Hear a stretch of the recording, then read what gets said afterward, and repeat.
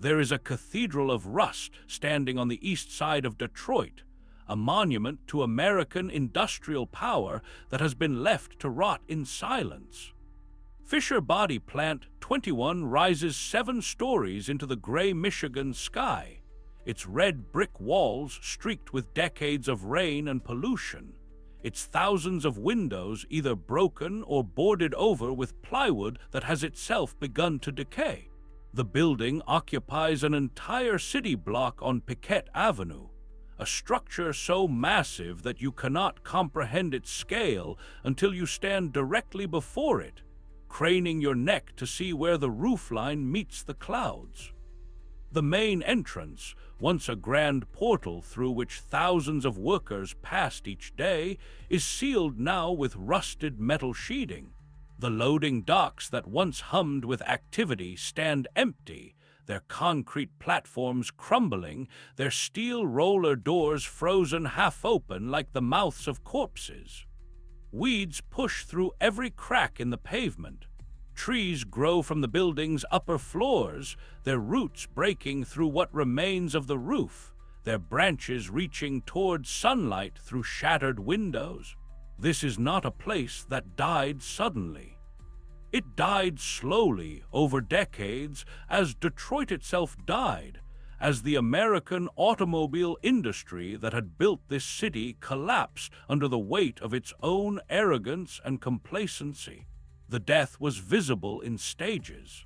Shifts eliminated, production lines shut down, entire floors abandoned, workers laid off in waves until finally, in 2006, General Motors closed Fisher Body Plant 21 permanently, walking away from this cathedral of industry and leaving it to decay.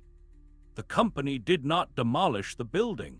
Demolition is expensive, and there was no reason to spend money erasing evidence of failure when the city itself was collapsing, when entire neighborhoods were being abandoned, when thousands of other structures stood empty across Detroit. So the building remains, a vast hollow shell, 7 stories of empty space where men once built automobile bodies by hand, where steel was shaped and welded and painted, where the components that made General Motors the largest corporation on Earth were manufactured with precision and pride.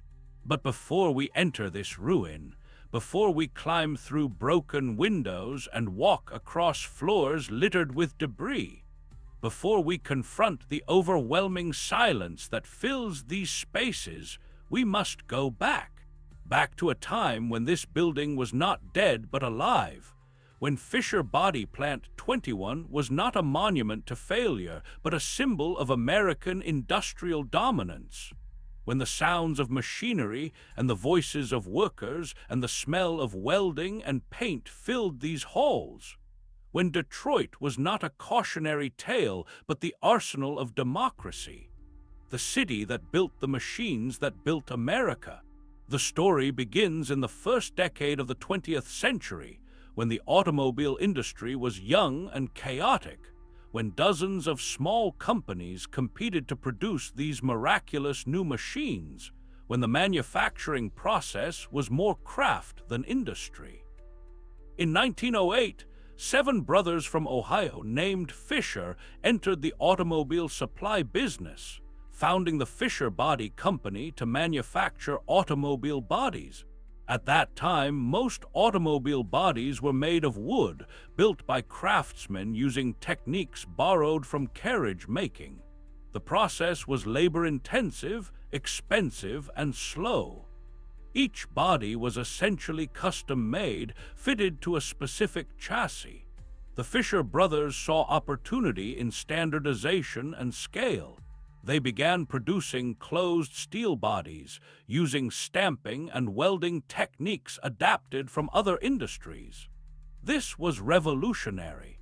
Steel bodies were stronger than wood, more weather-resistant, cheaper to produce at scale, and crucially, they could be manufactured on assembly lines with interchangeable parts. The Fisher brothers were not inventors or visionaries in the traditional sense. They were skilled businessmen who understood manufacturing and who recognized that the future of the automobile industry lay in mass production. They invested in machinery, hired skilled workers, and began producing bodies for multiple automobile manufacturers. Their success caught the attention of General Motors, the automotive conglomerate that William Durant was assembling from formerly independent companies. In 1919, GM purchased 60% of Fisher Body Company, and in 1926, GM acquired the remaining 40%, fully integrating Fisher Body into the corporate empire. By that time, Fisher Body was the largest automobile body manufacturer in the world, operating dozens of plants across America and Canada. The Fisher brothers became wealthy GM executives, and the Fisher Body name became synonymous with quality and craftsmanship even as the manufacturing process became increasingly mechanized. Fisher Body Plant 21 was constructed in 1921 during this explosive period of growth. The location on Piquette Avenue in Detroit was chosen for its proximity to other GM facilities, its access to rail lines for receiving materials and shipping finished products, and its position in a neighborhood where thousands of workers lived within walking distance. The building was designed by the renowned industrial architect Albert Kahn, whose firm specialized in creating modern factories that maximized efficiency and natural light. The structure is reinforced concrete frame construction with red brick exterior walls, steel frame windows covering much of the wall surface to allow daylight to penetrate deep into the interior, and a sawtooth roof design on the upper floors that provided even more natural illumination and ventilation. The scale of the building was staggering. 7 stories tall, covering approximately 400,000 square feet, the plant was designed to house every stage of automobile body production under one roof. Raw steel arrived by rail at the loading docks on the ground floor. It was lifted by freight elevators to the upper floors, where stamping presses shaped it into body panels. The panels moved down through the building as they progressed through the manufacturing process. Welding on the 6th floor, where sparks flew as workers joined metal to metal. Body assembly on the 5th floor, where the basic structure took shape. Fitting and adjustment on the 4th floor, where doors and hoods and trunks were hung. Painting on the 3rd and 2nd floors, where bodies were dipped in primer and multiple coats of paint were applied and baked in ovens. And final inspection and shipping on the ground floor, where completed bodies were loaded onto rail cars for delivery to assembly plants, where they would be mated with chassis and engines. At peak operation in the 1940s and 50s, Fisher Body Plant 21 employed more than 5,000 workers. Imagine, if you can, a Monday morning in July of 1952. The heat is oppressive, the humidity thick, but inside the plant the work never stops. The day shift begins at 6 a.m. Workers arrive on foot, by streetcar, by bicycle, streaming through the main entrance on Piquette Avenue, punching their time cards, changing into work clothes, heading to their stations. The sound is overwhelming. The massive stamping presses on the 7th floor shaking the entire building as they punch out body panels from sheet steel, the rhythm regular and brutal. The welding torches hissing and crackling on the 6th floor as men in leather aprons and dark goggles join metal. The grinding and hammering and shouting on the assembly floors as bodies take shape. The roar of paint booth ventilation fans and the chemical smell of lacquer and primer on the painting floors. The workers are mostly men, mostly white, many of them European immigrants or sons of immigrants, though the color line is beginning to crack as black workers from the South migrate to Detroit seeking employment in the auto industry. The work is hard, physical, sometimes dangerous. The stamping presses can crush hands or fingers if a worker is careless or tired. The welding creates sparks and fumes. The paint contains toxic solvents that cause headaches and nausea. The pace is relentless, dictated by the needs of assembly plants that must receive a steady flow of bodies to maintain their own production schedules. But the wages are good, among the best available to men without college education.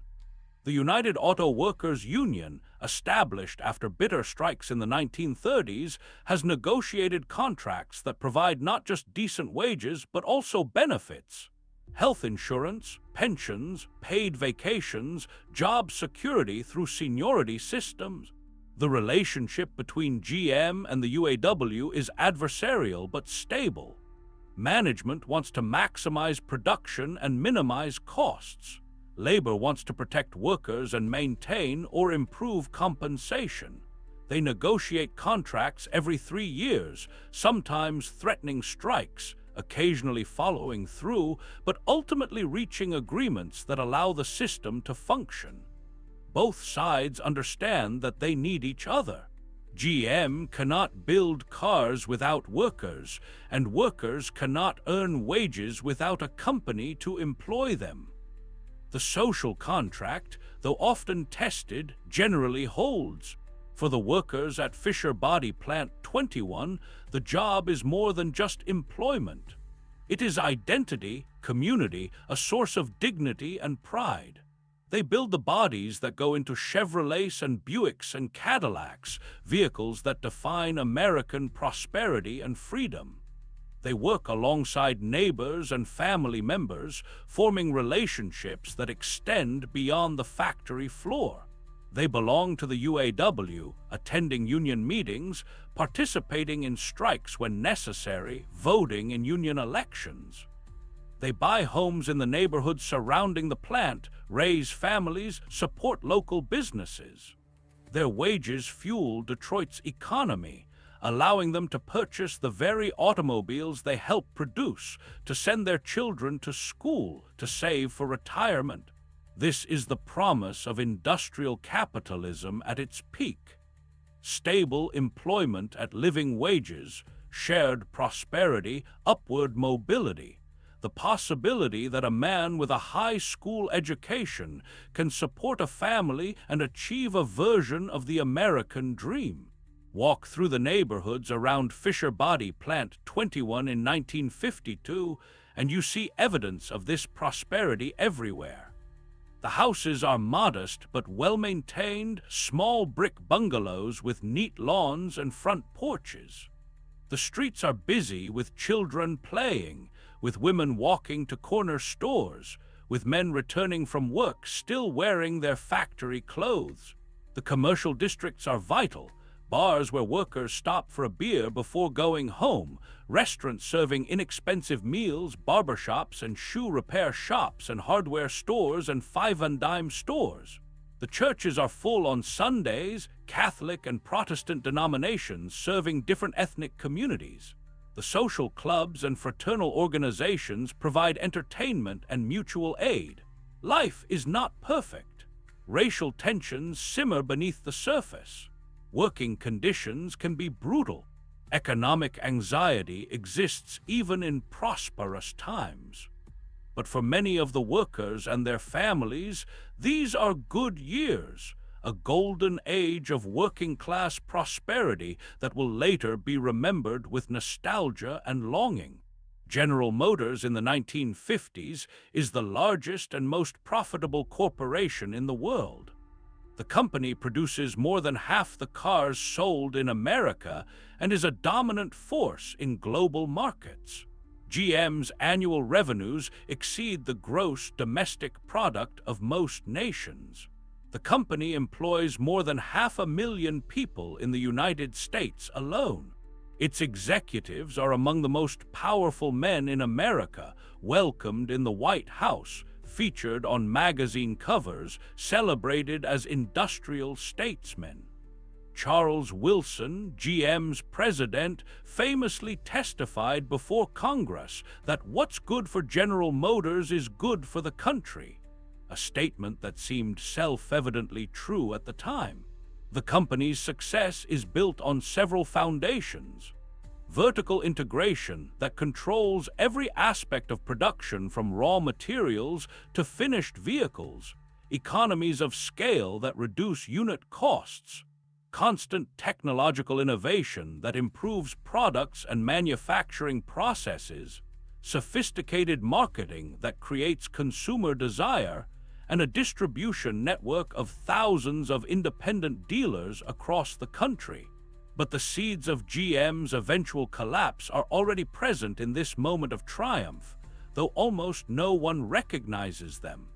The company's dominance has created complacency. Why innovate aggressively when you already control the market? Why worry about quality when consumers will buy your products regardless? Why invest in fuel efficiency or emissions control when gasoline is cheap and environmental regulations don't exist? The company's organizational structure, with multiple divisions competing internally for resources and market share, creates bureaucratic complexity and makes coordinated strategic responses difficult. The relationship with the UAW, while generally stable, locks GM into labor cost structures that will become problematic as competition intensifies. Most crucially, the assumption that American automotive dominance is permanent and unchallengeable prevents GM's leadership from seeing the threats developing on the horizon. Through the 1960s and 70s, Fisher Body Plant 21 continues operating, though signs of strain are visible. Foreign competition, primarily from Japanese manufacturers, begins eroding GM's market share. The fuel crises of 1973 and 1979 demonstrate that American consumers will buy smaller, more fuel-efficient cars when gasoline prices spike, and Japanese companies are better positioned to provide those vehicles. Quality problems plague GM products as the company cuts costs and accelerates production. The UAW becomes more militant, staging strikes over working conditions and demanding compensation increases that exceed productivity gains. The neighborhoods around the plant begin to deteriorate as white workers move to the suburbs and are replaced by black workers who face discrimination in housing and employment. Urban renewal programs demolish entire districts, fracturing communities. Crime increases. Services decline. The city government, dependent on tax revenue from auto industry employment and property values, struggles financially as the tax base erodes. Inside Fisher Body Plant 21, the physical infrastructure is aging. The building was designed for manufacturing processes that are rapidly becoming obsolete. Modern automobile production increasingly relies on robotics and automated systems that require different spatial configurations and power supplies than the plant was built to provide. Retooling is expensive, and GM is increasingly unwilling to invest in older urban factories when it can build new automated plants in right-to-work states with lower labor costs and less union presence. Employment at the plant begins declining in the 1980s as production is shifted elsewhere. Entire floors are closed. Equipment is removed and relocated. Workers are laid off or offered early retirement or transferred to other facilities. The remaining workers can see what is coming, but they have few options. Their skills are specific to auto manufacturing. Detroit's economy is collapsing. There are no other jobs. The 1990s bring accelerated decline. GM is losing billions of dollars, struggling to compete with Japanese manufacturers who produce higher quality vehicles more efficiently. The company closes dozens of plants, cutting tens of thousands of jobs. Fisher Body as a separate division is dissolved in 1993, with remaining operations absorbed directly into GM. The Fisher Body brand, once synonymous with quality, disappears from vehicles. Plant 21 limps along with a skeleton crew, producing components for increasingly obsolete vehicle models. The building is falling apart. The roof leaks. The elevators break down. The heating system is unreliable. The bathrooms are grim. The paint booths are antiquated. But GM continues operating the plant, because closing it would require paying severance to workers with seniority, and because there is still marginal value in extracting what remains of the facility's productive capacity before abandoning it entirely. The final decade of operation is grim. The workforce has declined to fewer than 200 workers, rattling around in a building designed for 5,000. Vast sections of the plant stand empty and dark, their electrical systems shut off to save money.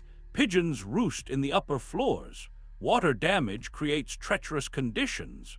Equipment that breaks is not repaired, but simply left where it sits. The workers who remain are older, protected by seniority, but knowing their time is limited.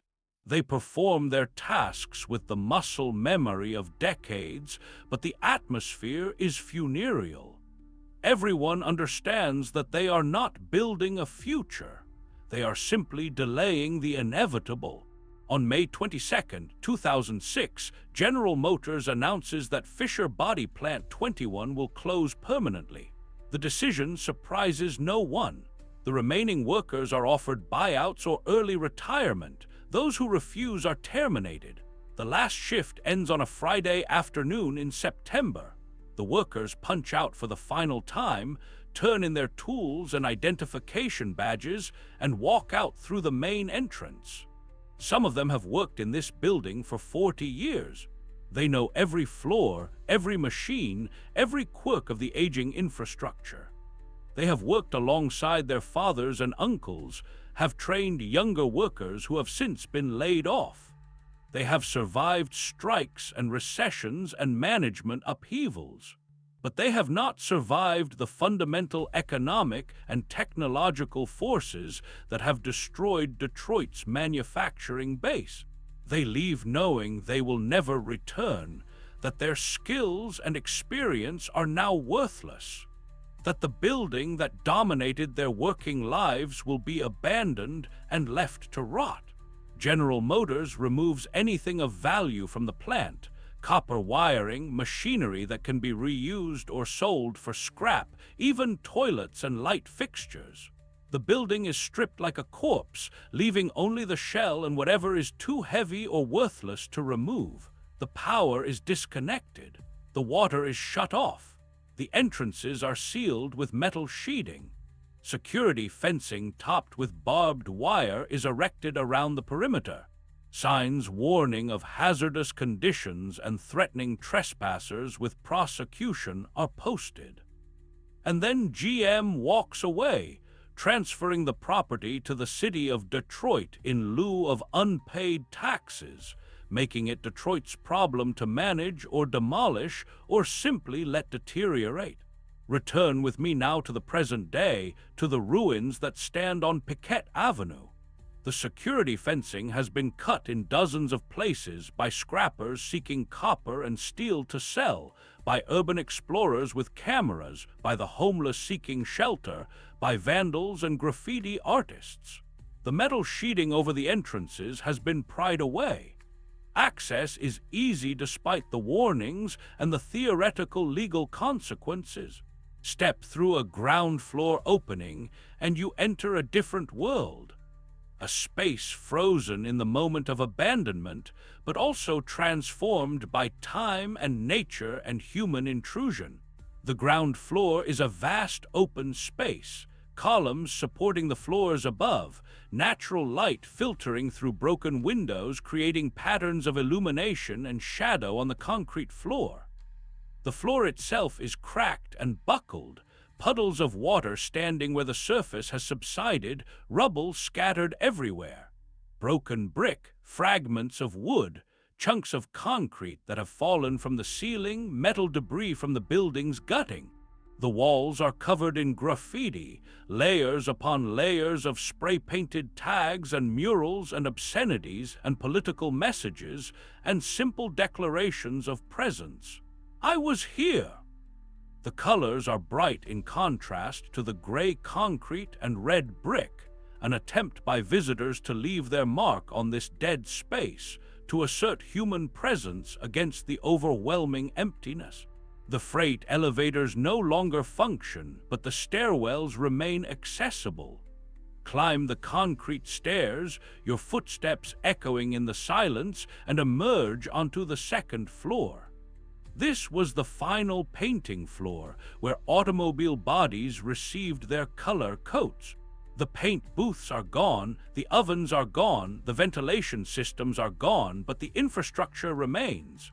The rails that moved bodies through the process, the drains in the floor designed to handle overspray and cleaning solvents, the ventilation duct openings in the walls and ceiling. The floor is slippery with years of accumulated grime and bird droppings. Pigeons and sparrows nest in the ceiling, flying in and out through broken windows. Their calls echo through the space. Daylight streams through the thousands of window openings, most of the glass broken or missing entirely, creating a brightness that is almost cheerful until you register the decay. The sense of a space built for human activity now occupied only by birds and insects and decay. Continue climbing to the third floor, the fourth, the fifth. Each floor tells the same story with minor variations. The spaces are vast and empty, columns marching away to vanishing points, broken windows allowing views of Detroit spreading away in all directions, much of it as abandoned as this building. The floors are littered with debris. Pigeon skeletons, broken bottles, syringes left by drug users who have sheltered here, the occasional piece of furniture or equipment too worthless to steal. The walls show water damage, the bricks stained white from mineral deposits where water has run down the interior surfaces for years. In winter, snow blows in through the broken windows, covering the floors. In spring and summer, rain creates waterfalls where sections of roof have failed, pooling on floors that were never designed to handle standing water. The sixth floor, the welding floor, is particularly grim. The ceiling here has partially collapsed, massive chunks of concrete and steel reinforcement bars hanging down, precariously supported by what remains of the structural framework. The danger is obvious and immediate. Standing on this floor, you become acutely aware that this building is dying, that its structural integrity is compromised, that further collapse could occur at any moment.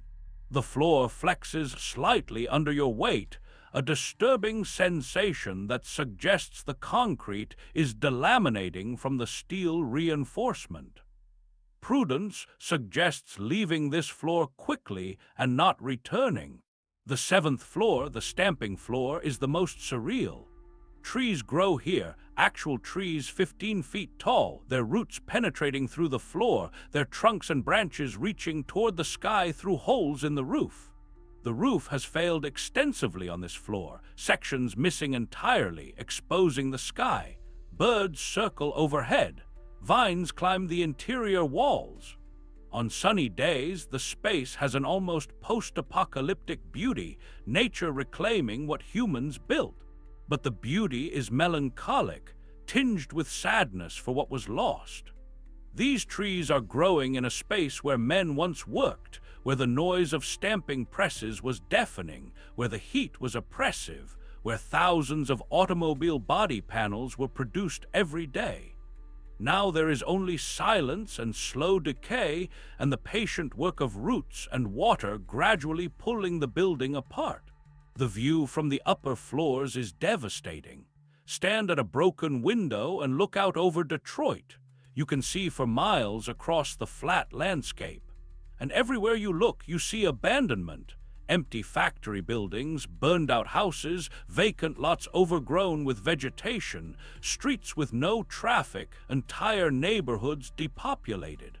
Fisher Body Plant 21 is not an isolated ruin.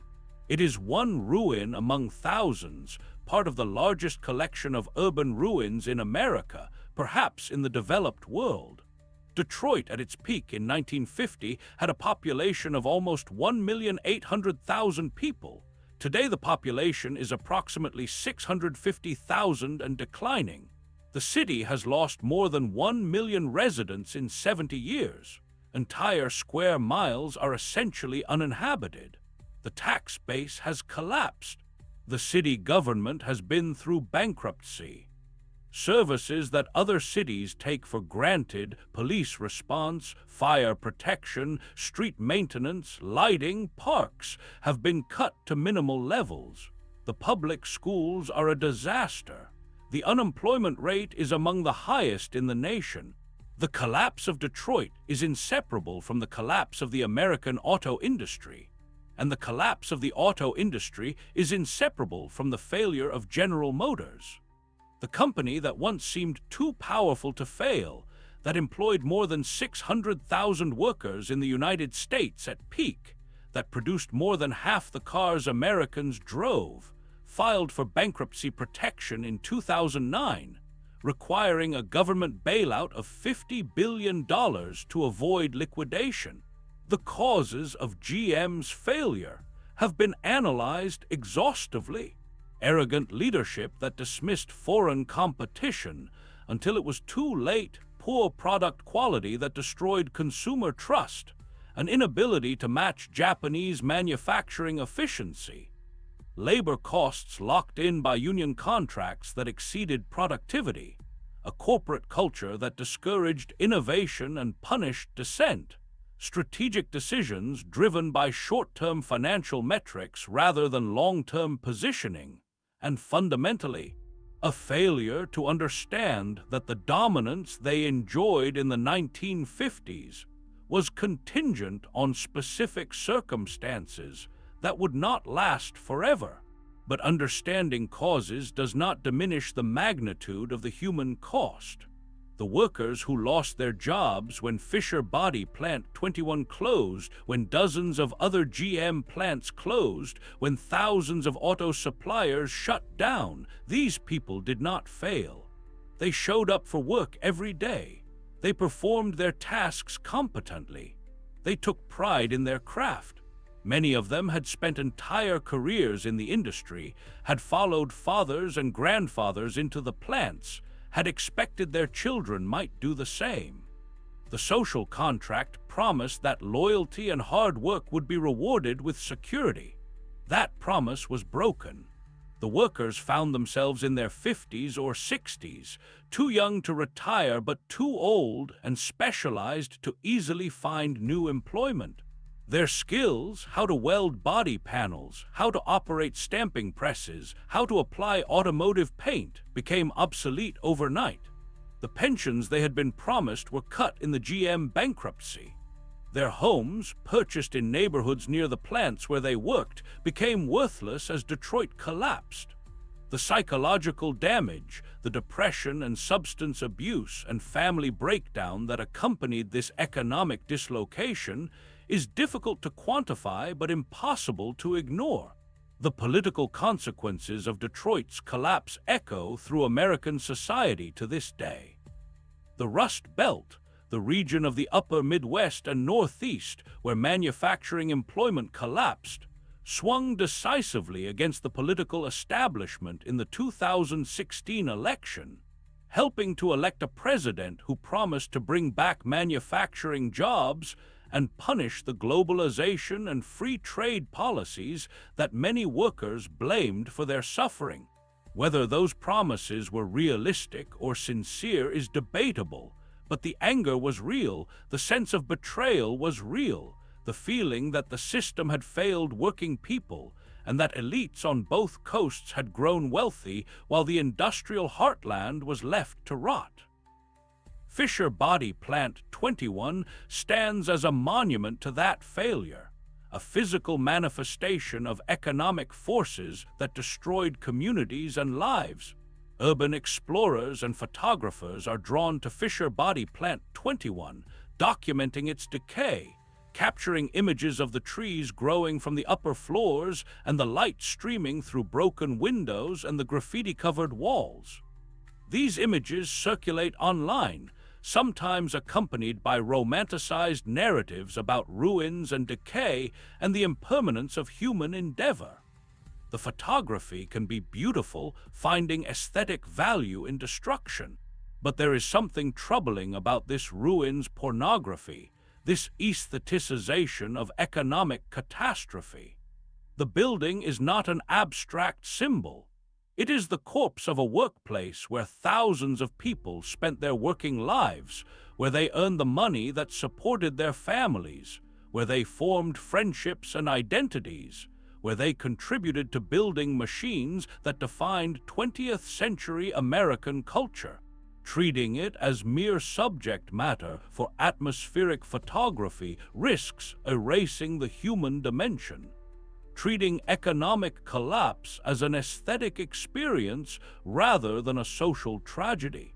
The city of Detroit owns Fisher Body Plant 21 but lacks the resources to either maintain or demolish it. Demolition would cost millions of dollars that the city does not have. The building poses hazards. It attracts trespassers who could be injured in collapses. It provides shelter for illegal activities. It is an eyesore that depresses property values in an already depressed neighborhood. But there are thousands of similar structures across Detroit, and the city must prioritize which ones to address. Plant 21 is not a priority. It is too large to demolish affordably and too obsolete and contaminated to attract redevelopment. So it sits, slowly falling apart, a problem deferred indefinitely because there is no solution that anyone is willing or able to implement. Some have proposed adaptive reuse, converting the structure into apartments or artist studios or mixed-use development. Similar projects have succeeded in other cities where industrial buildings have been transformed into expensive urban lofts, but Detroit is not Brooklyn or San Francisco. There is no demand for expensive lofts in Detroit. The city has surplus housing. Property values are among the lowest in America. No developer can make the economics of converting Fisher Body Plant 21 work. The building is not in a desirable location. It is contaminated with lead paint and asbestos. The infrastructure is failing. The cost of renovation would exceed new construction costs many times over, and there is no market to absorb the finished product. Others have proposed demolition and returning the land to something approximating its pre-industrial state, creating an urban prairie or park. Detroit has experimented with this approach in some neighborhoods, acknowledging that the city will never again reach its peak population, and that attempting to maintain urban services across its entire geographic area is unsustainable. But demolishing Fisher Body Plant 21 would require first remediating environmental contamination, then carefully deconstructing or imploding the structure, then removing hundreds of thousands of tons of debris, then somehow preventing the cleared land from becoming an illegal dumping ground. The costs are prohibitive. The benefits are unclear. So the building stands, a problem without a solution. The question of what went wrong, of why Detroit collapsed, of why General Motors failed, has no simple answer. The explanations are economic. Globalization exposed American manufacturers to competition they could not match. Technological change eliminated jobs faster than new ones were created. Financialization rewarded short-term profits over long-term investment. The explanations are political. Trade policies that favored corporate interests over workers. Tax policies that encouraged offshoring and automation. Regulatory failures that allowed companies to externalize costs onto workers and communities. The explanations are cultural. American triumphalism that assumed dominance would last forever, corporate arrogance that dismissed warnings and challenges, a social contract between labor and capital that broke down when capital gained power to move freely across borders while labor remained geographically constrained. All of these explanations contain truth. But perhaps the deepest explanation is structural. The industrial capitalism that built Detroit and General Motors and Fisher Body Plant 21 was predicated on specific conditions. American economic dominance in the post-war period, relatively closed national economies, limited competition, technological stability that allowed investments in manufacturing infrastructure to pay off over decades, and a balance of power between labor and capital that allowed workers to capture some share of productivity gains. These conditions no longer exist and will not return.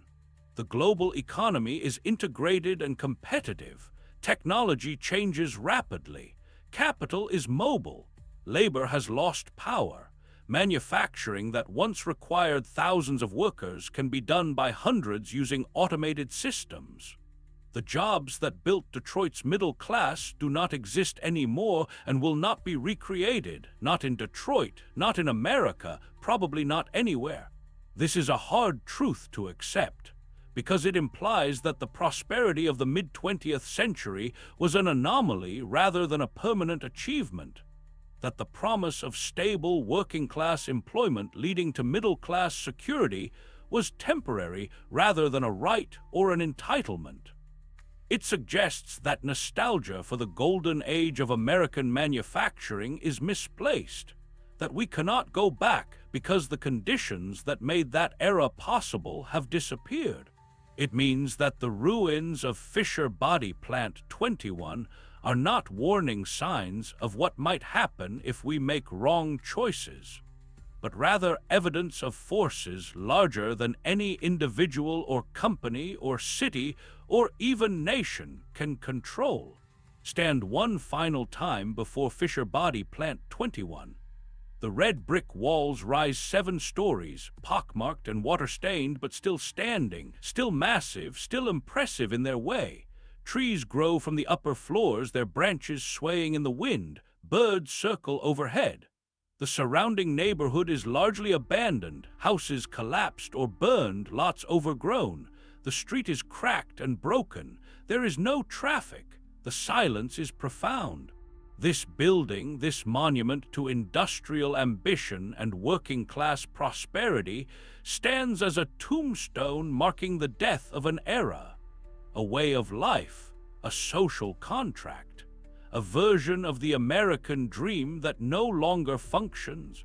The lesson of Fisher Body Plant 21 is not simply that General Motors failed or that Detroit declined or that manufacturing jobs disappeared. The lesson is that everything built by human hands will eventually fall into ruin, that all institutions are temporary, that the mightiest corporations and the most prosperous cities contain from their founding the seeds of their own destruction. The workers who built automobile bodies in this building believed they were building a future. They believed the prosperity they experienced would extend to their children. They believed the company would reward their loyalty. They believed the system would protect them. They were wrong, not because they were foolish, but because they could not foresee forces that would remake the global economy, that would render their skills obsolete, that would destroy their communities and disperse their children. There is no villain in this story, or rather, there are too many villains for the story to be simple. General Motors executives who prioritized short-term profits over long-term sustainability bear responsibility. Union leaders who demanded compensation increases that exceeded productivity gains and resisted workplace changes that might have improved competitiveness bear responsibility. Politicians who passed trade policies that exposed American workers to competition without providing support for transition bear responsibility. Consumers who prioritized price and convenience over supporting American workers bear responsibility.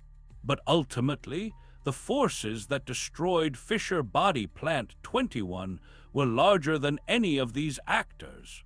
Structural transformations in how global capitalism functions that no individual or organization could have stopped even if they had understood what was happening.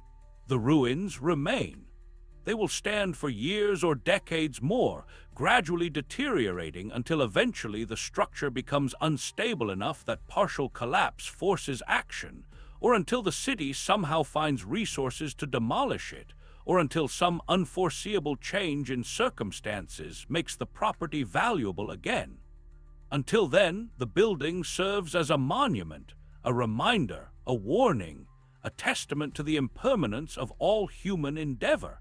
The workers who spent their lives here are aging and dying, taking with them memories of what this place was, institutional knowledge of how the work was done, personal experiences of the community and culture that existed here.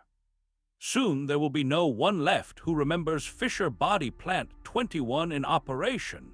No one who can describe from direct experience what it felt like to work on these floors, to operate these machines, to be part of this industrial ecosystem. The building will be all that remains, and the building tells only part of the story, the part about physical infrastructure and architectural design. The human story, the story of work and community and identity and loss, that story will fade into statistics and academic histories and old photographs. But perhaps that is the final lesson, that human stories, like human institutions, are not permanent, that memory itself is fragile and temporary, that everything we build and everything we are will eventually be forgotten except as traces in ruins and archives. This is not nihilism but realism, an acknowledgement of our place in time, of the limits of what we can control, of the inevitability of change and decay and death. Fisher Body Plant 21 will eventually fall. Detroit will either recover in some different form or continue declining until it reaches a new equilibrium at a much smaller scale. General Motors will either adapt or will eventually fail again. The American auto industry will either transform or will fade into irrelevance. Nothing is permanent. Nothing is guaranteed. All empires, whether corporate or political, eventually collapse. All buildings eventually become ruins. All stories eventually end. Empires rise and empires fall, but the ruins remain. To explore more forgotten histories and abandoned places, subscribe to Empire Ruins. Until next time.